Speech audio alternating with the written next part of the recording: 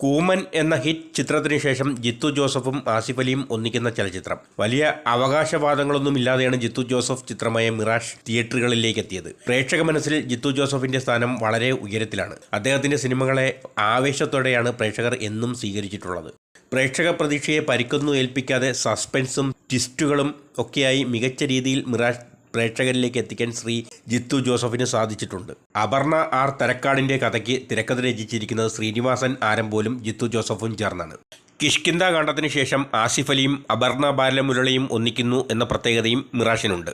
നായകനായാലും വില്ലനായാലും സഹനടനായാലും അസാമാന്യ പ്രകടനം കാഴ്ചവെക്കുന്ന നടനാണ് ആസിഫ് അലി. തനിക്ക് ലഭിക്കുന്ന വേഷം ഏറ്റവും മനോഹരമായി അവതരിപ്പിക്കുന്ന നടിയാണ് അപർണ ബാലമുരളി. അതീവ സങ്കീർണമായ ഒരു കഥാപാത്രമാണ് അഭിരാമി.